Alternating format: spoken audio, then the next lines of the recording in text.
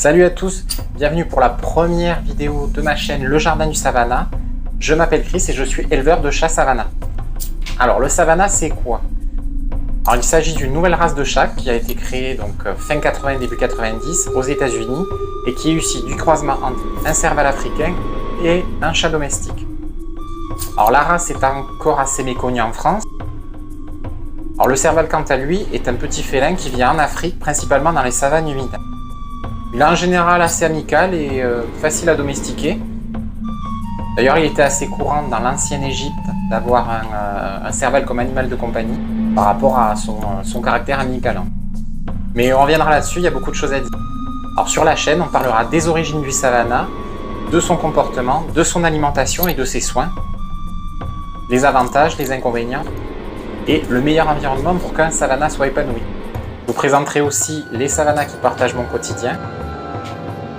Donc on va revenir un peu plus en détail sur les origines de la race. Le tout premier hybride a été conçu aux États-Unis en 1986 par une éleveuse qui s'appelait Judy Frank. En fait, elle a confié sa femelle siamoise à un ami à elle qui possédait un serval.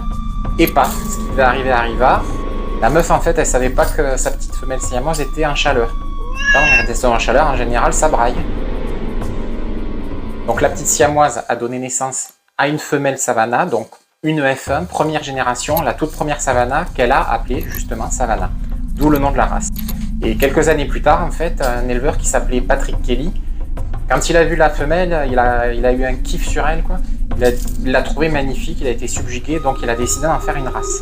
Et petit à petit, en fait, la race a pris de l'ampleur et elle a même été reconnue par la TICA. La TICA qui a pour but de tenir un registre d'élevage des chats de race, en fait, au niveau international. Donc maintenant, on va parler des différentes générations de Savannah. Il existe une classification pour les chats Savannah. Un F1 correspond à la première génération, c'est-à-dire le mariage entre un mâle serval et une femelle chat domestique. Un F2 correspond à la seconde génération.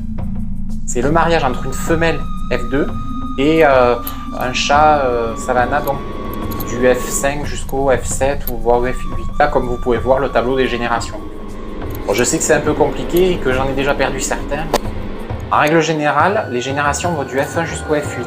Si la lignée est pure, qu'elle n'a pas été croisée avec une autre race de chat du type Bengale ou ce genre de choses, on dit qu'elle est SBT.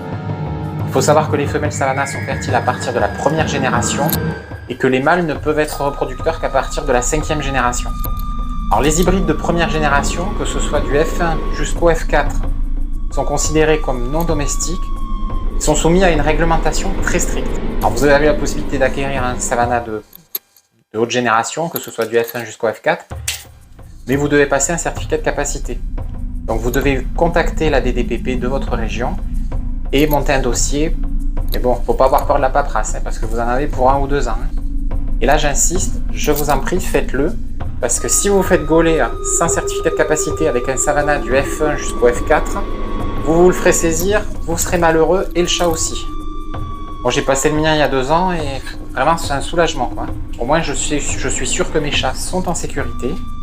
Après, si vous n'avez pas la possibilité parce que vous avez manque de temps, vous pouvez acquérir un Savannah du F5 jusqu'au F8. Il sera tout aussi beau, très proche du serval et il y aura beaucoup moins de paperasse. Alors pour ce qui est du comportement, le Savannah est très vif. Il a un instinct surdéveloppé. Franchement, il va vous crever.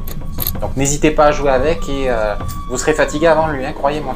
C'est également un très bon chasseur. Alors je vous déconseille de le laisser vagabonder en liberté. C'est des animaux qui sont quand même assez fugueurs et ils retrouvent vite l'instinct sauvage une fois qu'ils sont livrés à eux-mêmes. Mais par contre, vous pouvez le promener avec une laisse et un harnais, ils adorent ça. Bon, l'idéal si vous vivez à la maison, voilà, dans votre jardin, si vous avez un petit peu d'espace, vous faites construire un enclos ou alors vous le bricolez vous-même, mais qu'il soit bien sécurisé avec un sas, avec quelques fondations. Après, il adore câliner, il adore passer du temps avec son maître. Il crée un lien avec son maître, c'est vraiment un truc de ouf. Alors pour les hautes générations, vraiment il faut beaucoup d'espace et même je recommande plus une maison qu'un appartement. Alors il peut vivre avec des enfants, mais je recommande quand même une basse génération. Pour l'alimentation, vous pouvez les nourrir avec des aliments pour chat lambda, pâtés, croquettes. N'hésitez pas à demander conseil à un vendeur en animalerie, votre veto ou même un éleveur. Ils sont également très friands de poulet, de viande hachée, des abats. Ça, ils adorent ça. Et quelque chose qui peut un petit peu rebuter certains, ils kiffent les poussins. Vous pouvez les trouver donc en animalerie, rayon reptiles. Ils sont directement congelés et vendus en sachet. Voilà, donc là je vais vous présenter les savannas qui partagent mon quotidien. Et si vous n'avez pas encore craqué, voilà des petits chatons savannah. Vous allez voir comme ils sont mignons.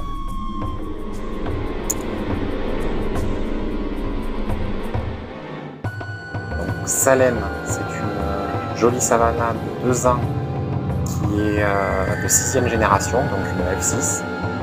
Et là nous avons ces petits qui sont nés le 22 mars. Donc là on a un petit mâle et 3 filles qui sont des F7, des 7e génération donc, qui sont à croquer.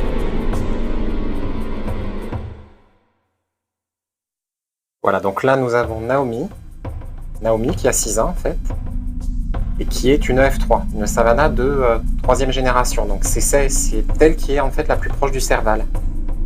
Et c'est pour elle que j'ai dû passer le certificat de capacité pour la détention et éventuelle reproduction. Car si elle avait eu des petits, en fait, ces petits auraient été des F4, donc considérés comme hybrides aussi. Voilà. Elle est magnifique.